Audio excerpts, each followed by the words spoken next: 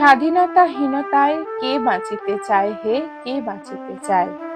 তাই স্বাধীনতা অর্জনের জন্যই বহু প্রাণ বলি হয়েছে।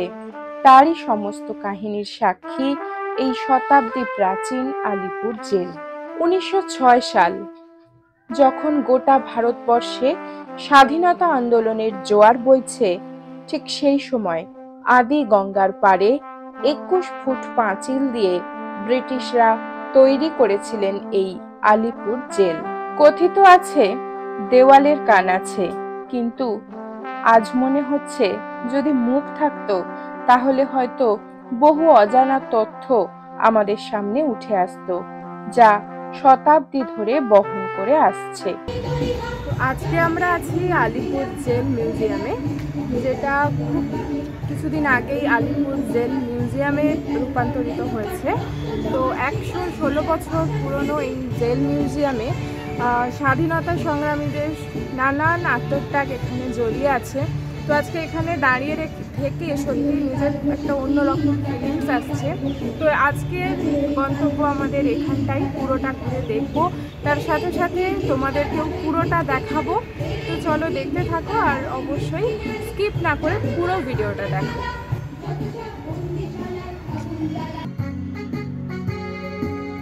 আমার পিছনে দেখো দেখা যাচ্ছে যে বিল্ডিংটা, এটাই হচ্ছে এখানকার কফি হাউস করা হয়েছে আর কি। আর এখান দিয়েই আছে কিন্তু এই যে মেন এন্ট্রান্সটা, জাস্ট এখান দিয়ে ঢুকে আমরা জাস্ট এখানে দাঁড়িয়ে আছি। তো চলো এবার সামনের দিকে এগোনো যাক। একবার বিদায় দে মা, ঘুরে আসি, একবার বিদায় দে মা, ঘুরে আসি, হাসি হাসি করব ফাঁসি, দেখবে ভারতবাসী, আমি হাসি হাসি করব ফাঁসি, দেখবে ভারতবাসী, একবার বিদায় দে মা। আমরা এখন দাঁড়িয়ে আছি সেই ঘরের সামনে যেখানে ফাঁসি দেওয়ার আগে বন্দীদের এনে এখানে রাখা হতো তার শেষ ইচ্ছা পূরণ করার জন্য। তো দেখো মানে অদ্ভুত ফিলিংস। এখানে দেখো ছোট্ট এইটুকু ঘর,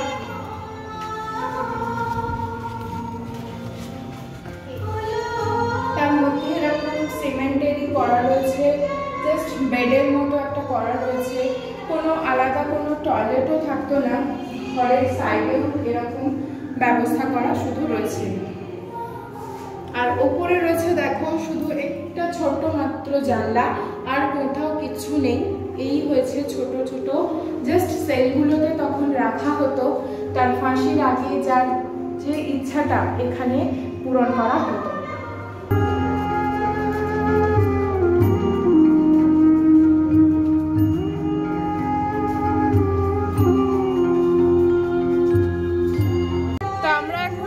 ফাঁসির মঞ্চের সামনে দেখো, এদিকে দেখা যাচ্ছে, তো এটা সেই ফাঁসির মঞ্চ।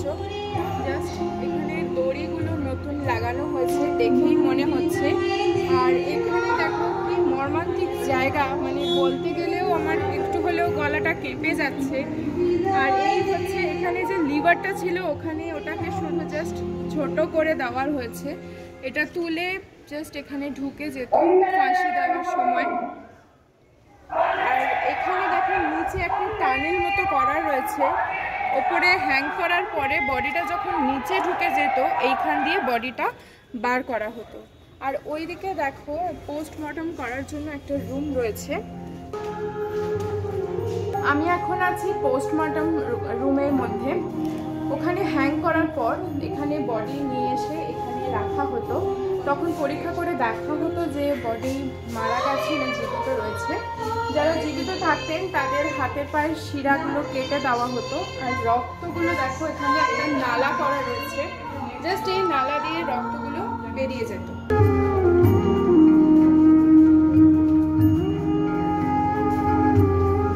সামনে তো ফাঁসির মঞ্চ দেখাই যাচ্ছে, আর এই দিক দিয়ে ঘুরে যদি পিছনে দেখা যায় ওপরে একটা দোতলা ঘর রয়েছে, এখানে সমস্ত বন্দীদের রাখা হতো তাদের এই মর্মান্তিক দৃশ্য দেখানোর জন্য যে ফাঁসির কি নিদারুণ কষ্ট, যাতে তারা তাদের সমস্ত তথ্য বলে দেয় বা প্রকাশ করে সমস্ত কিছু।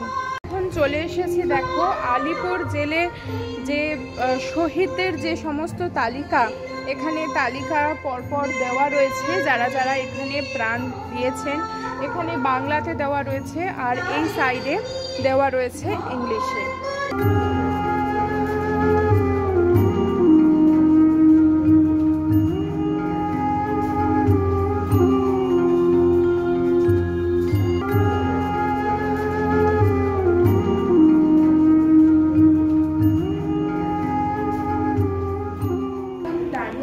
ডক্টর বিধানচন্দ্র রায়ের সেলের সামনে।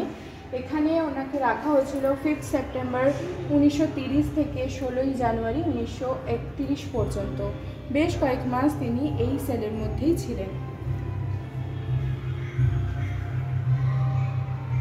আমরা এখন দাঁড়িয়ে রয়েছি যতীন্দ্র মোহন সেনগুপ্তের সেলের সামনে। উনি এখানে 1930 সালে একবার ছিলেন।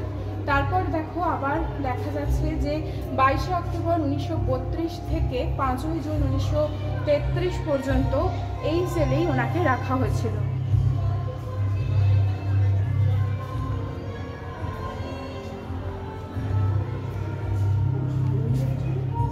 আমরা এখন দাঁড়িয়ে আছি দেশবন্ধু চিত্তরঞ্জন দাসের সেলের সামনে। উনি ছিলেন এখানে 1922 সালের 14 ফেব্রুয়ারি থেকে 9 আগস্ট পর্যন্ত এই সেলে।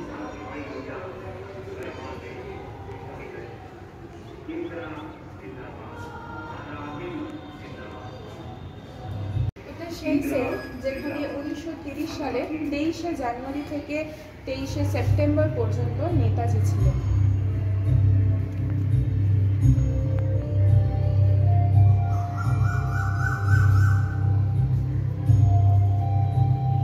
স্বাধীন ভারতে সকল কারাগারের লৌহকপাট উন্মুক্ত হইবে এবং ভারত মাতার শ্রেষ্ঠ সন্তানেরা তখন কারা প্রকক্ষের অন্ধকার হইতে মুক্তি ও আনন্দে নির্মল আলোকে পাই হইয়া জয়মাল্যে পুষ্ট হইবেন।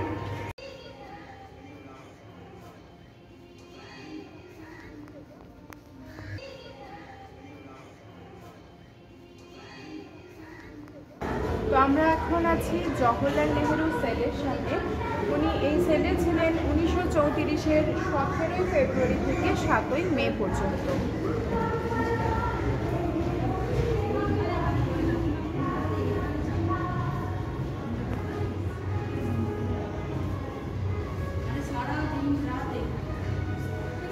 আর এই ঠিক সামনে আমি যদি পেছনে ঘুরি, এখানে একটা জাস্ট গাছের তলায় বসার জায়গা রয়েছে।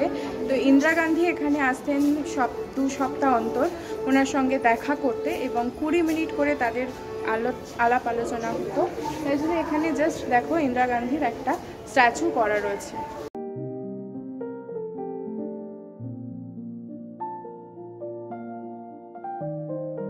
এটি সাধারণের জেল কক্ষ, যেখানে অতি কষ্ট করে তাদের দিন কাটত।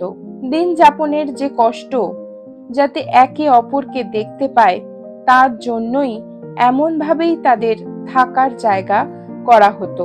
ঘরেই ছিল তাদের নিত্যকর্মের ব্যবস্থা, বাইরে যাবার কোনো অনুমতি তাদের ছিল না। আমরা এখন আছি ওয়াচ টাওয়ারের উপরে যে রুমটা আছে এখানে। এখন সমস্ত জানালাগুলো বন্ধ, আর এই জানালা দিয়েই আগে কিন্তু নজর রাখা হতো পুরো জেল চত্বর।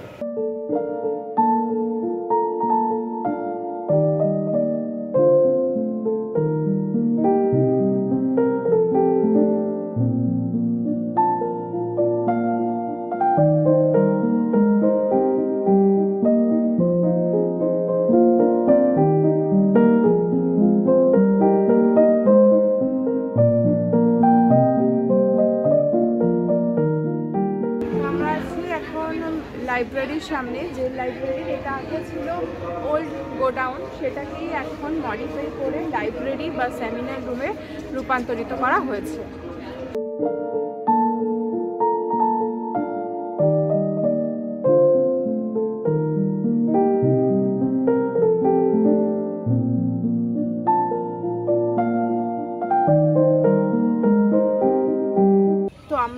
আছি আলিপুর জেলের হসপিটালের সামনে, যেটা আগে এটা হসপিটাল ছিল কিন্তু এখন এটা একটা মিউজিয়ামে পরিণত হয়েছে। তো চলো দেখি।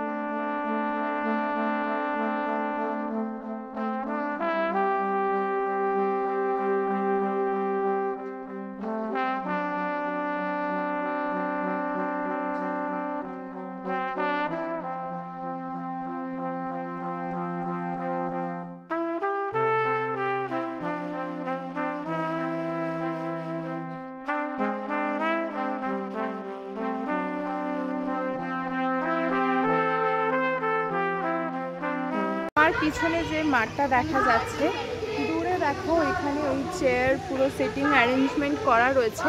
এখানে প্রত্যেক দিন মানে মঙ্গল থেকে রবিবার প্রত্যেক দিন খোলা থাকে। তো এখানে কিন্তু প্রত্যেক দিন 6:30 থেকে একটা, আর একটা 7:30 থেকে লাইট অ্যান্ড সাউন্ড একটা শো হয়। মাথা পিছু টিকিট লাগে এখানে 100 টাকা। আমরা এখন যাচ্ছি তাঁতকলের দিকে, সামনেই আছে দেখো, দেখা যাচ্ছে এখানে বন্দীদের এনে তাঁত বোনানো হতো। এখানেই এবার যাব।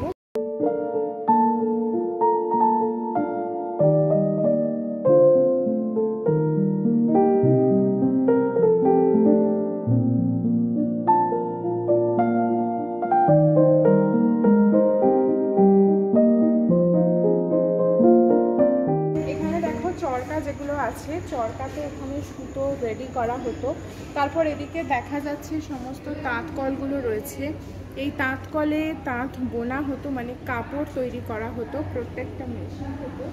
আর এই যে নেট দিয়ে ঘেরা এই তাঁত ঘরটা, এর মধ্যেই কিন্তু যে সমস্ত বন্দিরা থাকতো সমস্ত কাজ এখানেই করতে হতো। কেন বলছি দেখো, এখানে জলের জায়গা তো রাখাই আছে, তার সাথে রান্নার ব্যবস্থা, প্লাস ওখানে টয়লেট, এই সাইডে এরকম জলের জন্য চৌবাচ্চা করা রয়েছে, প্রত্যেকটাই এখানে রয়েছে। তার সাথে রয়েছে দেখো এখানে যে উনুন, এই উনুনেই কিন্তু তারা এখানেই রান্না করতো। এখানে বাসন মাজার কিছু একটা সিস্টেম ছিল, প্লাস ওখানে সমস্ত কিছু এর মধ্যেই করতে হতো। যারা এখানে থাকতো, একটু বাইরে যাওয়ারও তাদের কোনো স্কোপ থাকতো না। তো চলো পুরো তাঁতের যে তাঁত বোনা হতো যেটা, পুরোটাই দেখা হলো। এবার এখান থেকে বেরিয়ে যাই।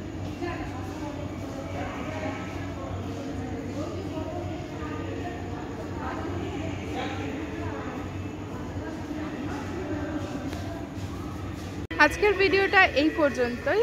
আমি ঋতুপর্ণা আমার বেড়ানোর সমস্ত ছোটোখাটো ইনফরমেশন শেয়ার করছি আপনাদের সাথে। ভিডিওটা যদি ভালো লেগে থাকে please do like, comment, share. আর চ্যানেলে নতুন হলে সাবস্ক্রাইব করে পাশে থাকার অনুরোধ রইল। আজকে এ পর্যন্ত, টিল দেন বাই। দেখা হবে খুব তাড়াতাড়ি নতুন কোনো ভিডিও নিয়ে।